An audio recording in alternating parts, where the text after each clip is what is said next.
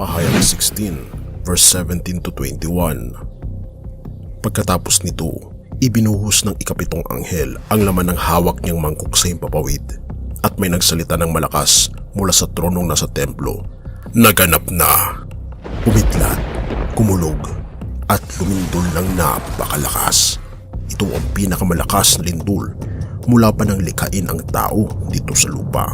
Nahati sa tatlong bahagi ang malaking lungsod at nawasak ang lahat ng lungsod sa buong daigdig. Hindi nga nakaligtas sa parusa ng Diyos ang tanyag na Babylonia. Pinainom siya ng Diyos ng alak mula sa kopa ng kanyang matinding puot. Umalis ang lahat ng mga pulo at nawala ang lahat ng mga bundok.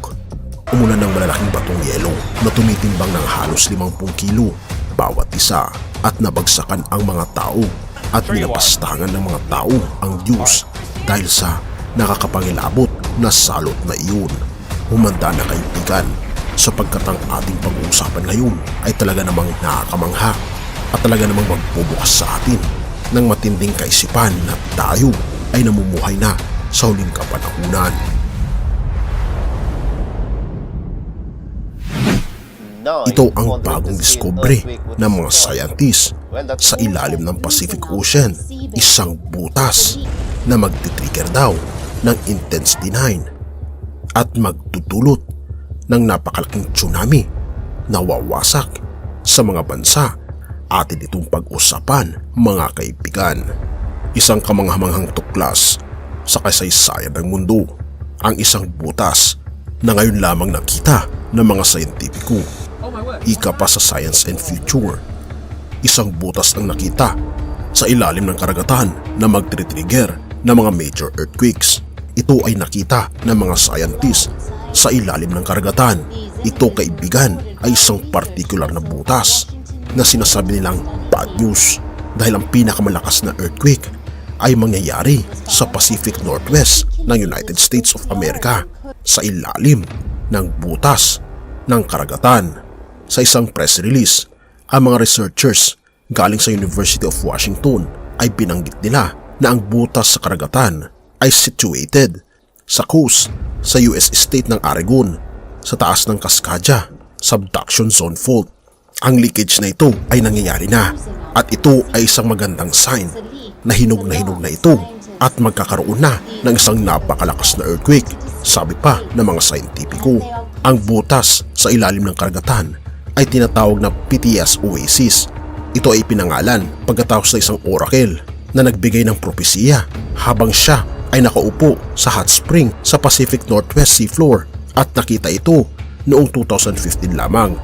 At ngayong taon, mga kaibigan, isang journal ang nag-update ng patungkol sa butas na ito na nag-advance na ang posibilidad na ang pinakamalakas na earthquake ay magaganap na dahil nakitaan nila ang mga tectonic lubricant na mga sinyalis, mga kaibigan, na matitrigger na ang matinding earthquake na ito. Binabanggit nila na ito raw ay aabot ng magnitude 9 sa kasaysayan ng Pilipinas. Ang pinakamalakas na lindol na ating naranasan ay magnitude 7.8. Ito ay nangyari pa noong 1800s. Ngunit ang nakakamangha, mga kaibigan, hindi lamang sa United States magkakaroon ng problema sapagkat lahat kung sakali na mga plates sa buong daigdig, lalong higit ang Pilipinas dahil tayo ay kabilang sa Pacific Ring of Fire, ay madadamay din sa matinding earthquake na ito at magiging hudyat upang matrigger ang tinatawag na Big One sa ating bansa. At binabanggit ng mga scientifico, ang The Big One na ito ay kikitil ng libo-libong mga tao na malapit sa mga fault line ng Pacific Ring of Fire. Kabilang na nga dito ang Metro Manila at ang buong NCR. At kung ating mapapansin, mga kaibigan, binabanggit sa Pahayag chapter 17 na mahahati sa tatlong bahagi ang mga lungsod na kung ating mapapansin, ito ay epekto ng matinding earthquake na hindi pa nangyayari sa buong sangkatauhan ayon na rin sa Pahayag chapter 17. Kaya naman, nais ng ating Panginoon na tayo ay maging handa. Tunay nga, mga kaibigan, na malapit na tayo sa katapusan ng mundo. Hindi na magtatagal, kaibigan, ang ating mundo. Nais ng ating Panginoon na manampalataya tayo sa Kanya dahil ang ating mundo ay hindi ligtas.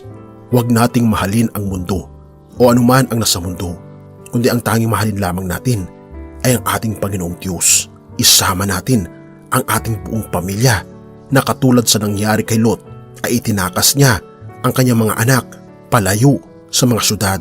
Nais ng ating Panginoon na ilayo natin ang ating pamilya sa kasamaan ng mga syudad sa ating daigdig sapagkat hindi ito magiging ligtas.